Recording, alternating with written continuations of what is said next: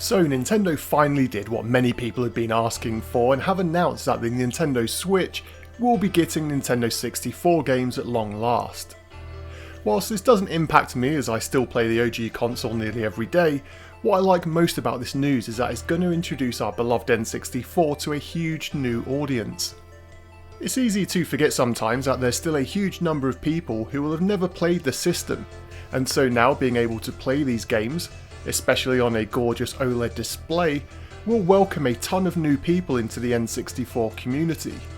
The initial launch lineup of games was pretty much what I expected, with one or two surprises here, and so for today's video I want to give a little overview about all 9 of the launch games announced. And as always, if you want a full review of any of these games featured in today's episode, then head on down to the description box where I'll link you up to the videos I've uploaded on this channel over the years. For today's topic of conversation in the comments section, I want to know which of these N64 games you're most excited to play on your Switch, and which game you'd most like to see come to the expansion pack service in the near future. Let's start off with the black sheep on the list because Sin and Punishment was a year 2000 release, published by Nintendo, but it was co-developed by Nintendo and Treasure. If you're new to the Nintendo 64 scene, then Treasure at this time were sublime, and their Nintendo 64 games sadly were rarely published in the West. Sin and Punishment was another casualty which was eagerly awaited for North American and European gamers, but it didn't end up making out over here. The fact that you could get this game on the Nintendo iQ in China, but not on a Kart in Europe, well, that was just a travesty. The problem was solved a while ago now with the English translated version available on the Wii Virtual Console in 2007? But before that, it had earned a reputation as one of the console's best games, and it always topped import games lists. The game is an on-rail shooter which is set in the year 2007, in which a war has broken out amidst global famine, and it's up to you to essentially save the world, playing as Saki and Eren.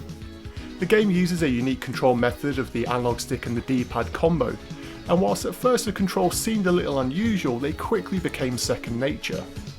I will be interested to see how they work on the Nintendo Switch, as the game was intentionally developed by Treasure to use the left side of the Nintendo 64 controller, which is something that you rarely saw developers do with the hardware. So here's what you'll love about this game. The graphics are flashy and there's a lot taking place on screen to keep you drawn in. The storyline is fairly well written and the characters are likeable, and your reason for fighting endless enemies just makes sense here. The sound in the game is brilliant, and honestly this is a Treasure game. You likely can't go wrong playing any of their titles from this era. They just had that touch of magic which very few developers had when working on Nintendo 64. This one is an instant must play in my opinion, and if you've never played the game before then you're in for an absolute treat here. The biggest surprise on this list for me, and to be fair probably 99.9% of the rest of the gaming population, was Winback. On its release in 1999 it wasn't a smash hit, it didn't review particularly well, and at the time its developer Omega Force hadn't really produced anything on the console. Whilst Omega Force went on to create some stellar games on later consoles, there was clear signs here in Winback that the studio was one to watch. Winback is often credited as being the game which introduced the cover mechanic to shooters, and this went on to be perfected in games like Gears of War. Now don't expect that level of fluidity here though. Winback feels a lot like an arcade experience with a simplistic storyline, two-dimensional characters and lots of shooting action. It does get bogged down at times with its sometimes confusing level design and over-reliance on swarming you with an endless amount of souped up enemies, but from start to finish it's a really enjoyable experience in my opinion. The game has different endings which encourages repeat playthroughs, and although it has multiplayer options I think they are best avoided, as to be fair they aren't much fun. I think you'll love the fact that even many N64 gamers of the era have probably never even played the game, and so I have a feeling that this will be quite a highly played game on the service when it goes live. You should have seen the YouTube stats on my Winback full review in comparison to the other games on this list, which shows to me that there's a lot of people wondering what the heck this game's about, and it's a game whose name doesn't really ring many bells for a lot of people. In all honesty though, and taking my N64 fanboy goggles off for a minute, You really want to play the PlayStation 2 version of the game, which improves all areas of the experience, and in my opinion that is the best way to play this game. Still though, on the Switch you have the ability to port the game and take it with you, and although the graphics are quite bland and the writing is incredibly cheesy, for me I still love playing the game though, a couple of times through. It has that old school 90s action movie vibe to it, and if you like movies like Die Hard, Predator and Lethal Weapon, then I'm certain that you'd get a kick out of playing this game. Mario Tennis is one of the highest rated Nintendo 64 games on Metacritic, and just ask anyone who's played it back in the day and you'll probably find out why. In the same way how Nintendo can seemingly take any genre and master it, Mario Tennis is a game which on paper should be a run-of-the-mill tennis game, but it's anything but that. Featuring a lineup of most of your favourite characters from the Mario universe, creative courts, and a solid single player career mode, it's enough to sink hours into this game. It is perhaps however the multiplayer mode which I think you'll love, and I expect that apart from Mario Kart 64, which I'll come to later, this will be one of the games with online multiplayer features that will be a big hit with those who opt to get the N64 expansion pack service on the Switch. Whilst the game does look a little rough around the edges due to it being developed by Camelot rather than Nintendo themselves, the visuals are solid enough to still look good, but not high resolution enough to put a strain on the hardware resulting in slowdown. What you get is a fluid tennis experience where the mechanics have enough simplicity for newbies to pick up and play, but enough depth for you to spend hours mastering it to truly become a pro. Power-ups are plentiful as well, and when you get to grips with how best to use them, it can cause multiplayer games that have the same intensity levels as other Nintendo 64 multiplayer classics. You'll be trying to line up your next shot, but at the same time dodging green shells and super powerful shots. With Mario Golf being on the second wave list of games which will be added to the service, this gives you solid sports options without those horrible simulation style games which would look and play horribly when compared to modern day games. Mario Tennis holds up some 20 years later, and I can't wait to see some of you on the court for some epic online matches. Speaking of online multiplayer, aside from GoldenEye, which I doubt we'll ever see on the service, Mario Kart 64 is one which I expect will absolutely clog up those servers, because this one will be the premier online N64 game in this wave of releases, and I'm already super excited to get some online games going with people here in this channel's community. Mario Kart 64 is probably my second favourite Mario Kart game of all time after Mario Kart DS. And whilst the visuals are looking a little rough around the edges these days, the overall game is still incredibly fun to play. I often say to people that Diddy Kong Racing is the better single player kart racer on N64, and Mario Kart 64 is the better multiplayer game, and I still stand by that. If you're going to be playing this game on your Switch console, I think the single player cups will probably see you through a weekend of gaming, but it was always the multiplayer races and battles that made this one of the most popular games on the system. So what do I think you'll love about this? Well, if you haven't played it before, then I can assure you that the online multiplayer here will be sublime, as long as Nintendo has fixed the glitch shortcuts that many speedrunners have been able to exploit over the years. If the online multiplayer is done right from day one, then this will be worth the expansion pack price, whatever they decide charging for it. With great music, audio effects and some solid track designs, this is one of the most nostalgic Mario Kart games in the series. The fact that many of the courses are still rolled out in newer games even to this day shows just how much love there is for this game. Get those power slide skills warmed back up, get your consoles online, because this is going to be awesome. Starfox 64, or Lilac Wars as it's known in some regions of the world, is a space shooter which sees you take control of Fox McCloud, team up with his pals Falco, Slippy and Peppy, and once again do battle with the evil Andross. It was the first Nintendo 64 game to use the Rumble Pack on its release, which was a huge deal for the game, and it led to big sales for the title with the Rumble Pack being packed in. It has an epic single player experience with branching paths, and whilst each run through the game may only take you around an hour or so, the fact you need to learn how to change your path through the game by hitting secret areas, picking up certain points and so on means that there's a ton of replayability here. I think you'll love the visuals, which take place across many different planets, each with their own settings and even battles in the dark void of space itself. The game is packed full of iconic one-liners from the characters, and I can't wait to do a barrel roll as I blast through this game a few more times. I think you'll love the controls here, which should be superior over the original Nintendo 64 ones, as the tighter analog sticks on the Switch control should offer you much greater precision when blasting your way through the endless enemies in the game. Although Starfox 64 as a game does have a multiplayer mode, I still think it's one to avoid.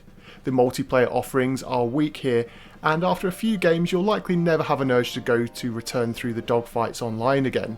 Take out the multiplayer though and this is a superb title. In the same way classic arcade games have that just one more go feel to them, Starfox 64 always seems to tempt you back in for one more playthrough to get that high score. Seeing how south the series went after this game, well, it seems to me that Starfox 64 is an instant reminder of how important the series once was to Nintendo, and Starfox 64 is the absolute pinnacle of the series, which I'm sure only a few people would disagree with. Whilst Yoshi's Story was a bit of a letdown on its initial release, that was because it was up against Yoshi's Island from the Super Nintendo, which is a far superior game. Nintendo had intentionally made moves for Yoshi's Story to make it a more simplistic, easy and child-friendly experience than say Mario 64 was, and that led to many initial reviews criticising that decision. Look, it's a solid enough 2D platform game with some unique elements and level progression. There are many missed opportunities with this game though, which would have put this game in the elite level of games on the system, but we're going to try and focus on the positives here. The game will be more suited to younger players or those older players looking for a more casual experience. It is an easy game, super easy, and if you just want to start a game and then finish it in the same sitting, then this is an easy one to play through. The challenge in the game is unlocking all of the levels and finding everything to complete all of the pages of the storybook. So in that sense it has the classic Nintendo charm of being easy enough to pick up and play, but having enough depth to keep experienced players coming back for more and seeking out all of its secrets. The visuals are perhaps the game's strongest element. The storybook vibe and the patchwork look to many levels is a great thing to look at, and it is very bright and colourful, and I think if you're playing it on the Switch OLED, this game is really going to pop. The music is a mixed bag with some tracks which are amazing but others which are super repetitive, and some effects like Yoshi's grunting become unbearably annoying at the later stages of the game. Although you can pick different coloured Yoshis, they don't have any different abilities, which I think was a missed opportunity. And so I would still recommend you play through this game, but if you're looking for an excuse to spend whatever Nintendo ends up asking for the service price, then this game alone shouldn't be your deal breaker.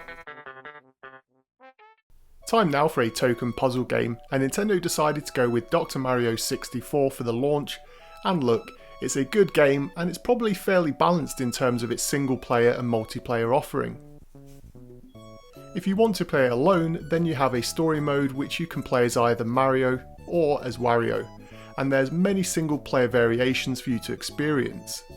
Essentially it's a tile matching puzzle game which plays a lot like Tetris, and you can almost consider it as an enhanced version of Dr. Mario from the NES and Game Boy from, the early 90s?